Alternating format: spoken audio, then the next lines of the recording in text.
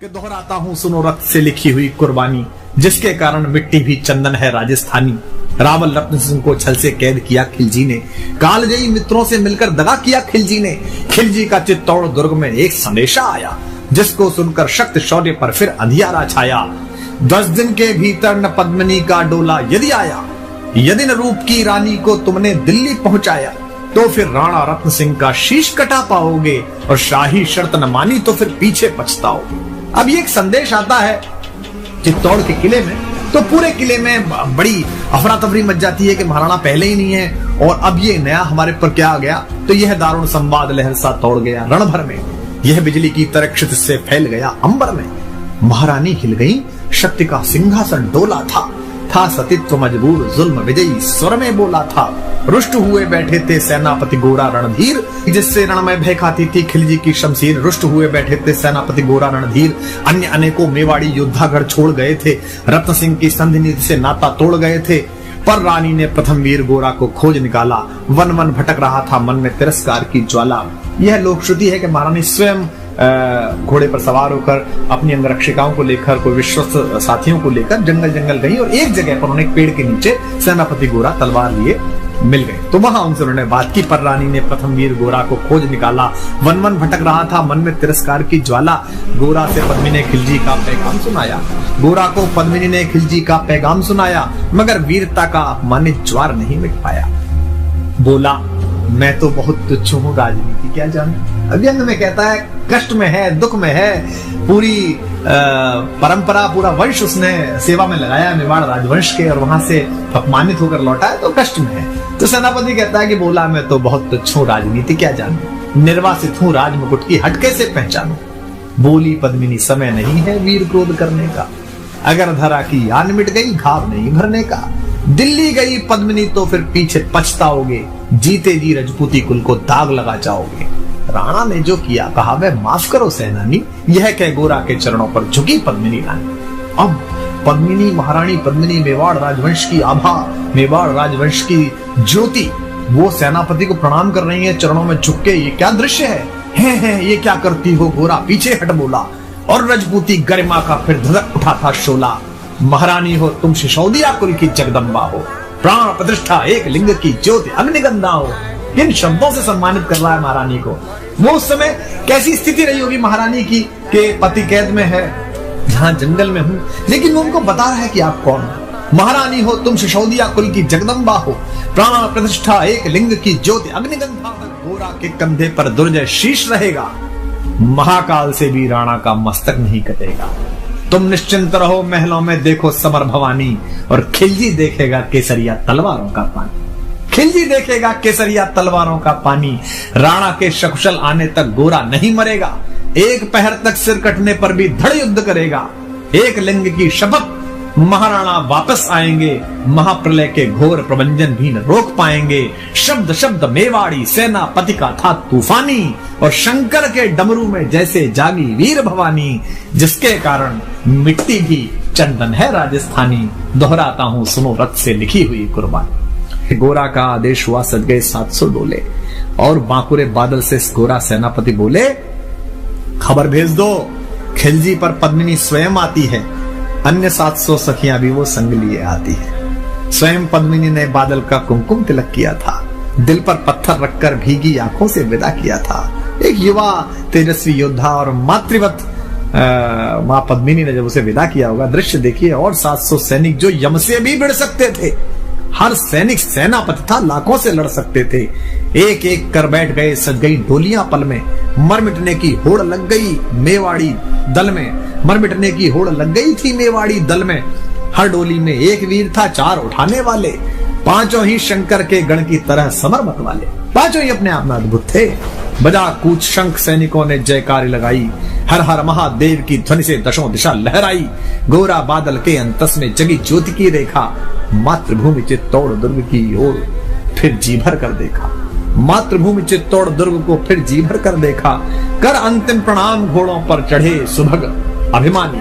उन्हें पता है कि वो जहां जा रहे हैं वहां से जीवित वापस आना बहुत मुश्किल है। कर अंतिम प्रणाम घोड़ों पर चढ़े सुभट अभिमानी, देशभक्ति की निकल पड़े लिखने को अमर कहानी।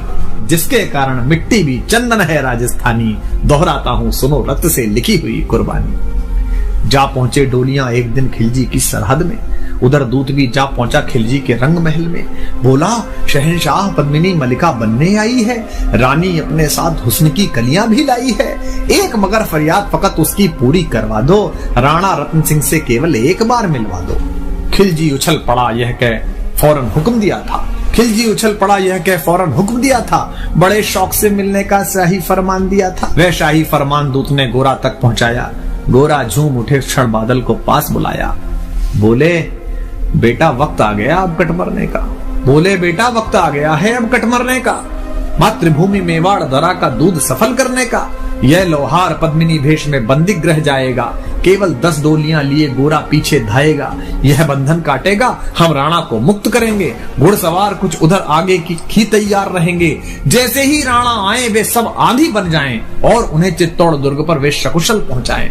अब आप तैयारी देखिए कि कितनी कठिन, पूरी सेना खिलजी की और ये चंद लोग, और उसके बाद भी अपने महाराज को महाराणा को किस तरह मुक्त कराने के लिए क्या संकल्प है कि उन्हें चित्तौड़ दुर्ग तक वे सकुशल पहुंचाएं। अगर भेद खुल गया वीर तो पल की देर न करना, और शाही सेना पहुंचे तो बढ़कर रण करना, और शाही सेना आ पहुंचे तो बढ़कर रण करना।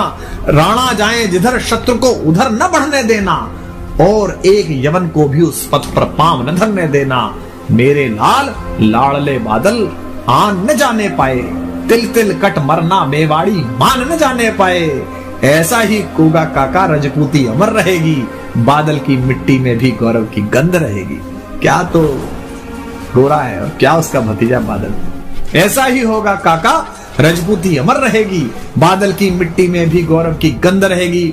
तो फिर आ बेटा बादल सीने से तुझे लगा लूं, हो न सके शायद अब मिलना अंतिम लाड़ लड़ा लूं। यह कह बाहों में भरकर बादल को गले लगाया। धरती कांप गई, अंबर का अंतस मन भर आया।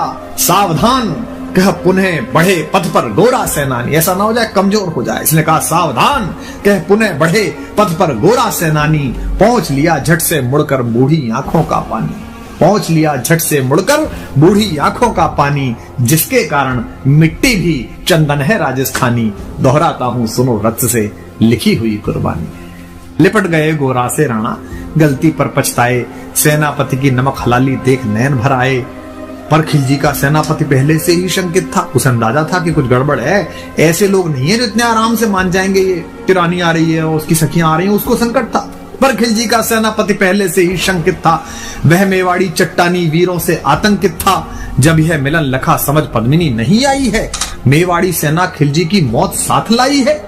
पहले से तैयार सैन्य दल को उसने ललकारा, निकल पड़ा टिड्डी दल, रणका बजने लगा नगाड़ा। दृष्टि फिरी गोरा की मानी, राणा को समझाया, रण मतवाले को रोका, जबरन चित्तौड़ पठाया कि आप तो जाई। राणा चले तभी शाही सेना लहरा कर आई।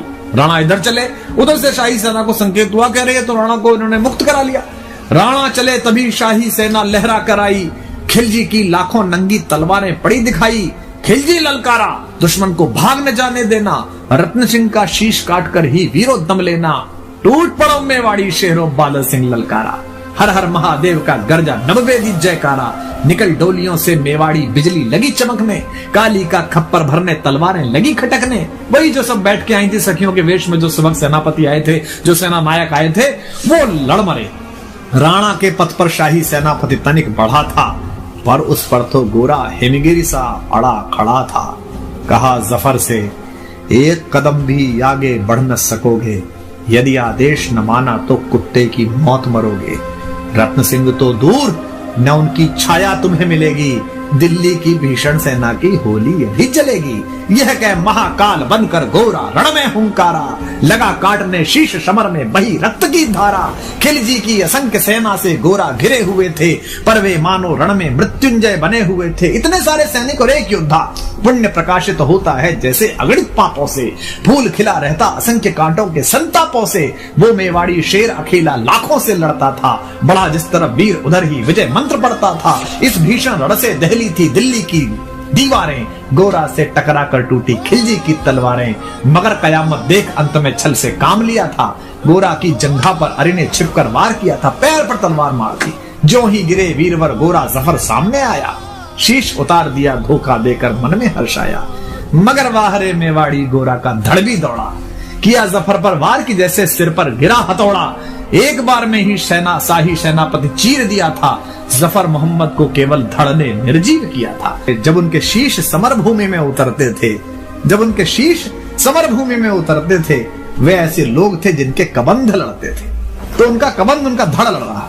जफर मोहम्मद ज्यों ही जफर कटा, शाही सेना का साहस लर्जा, काका का धड़ लख बादल सिंह महारुद्र सा गरजा।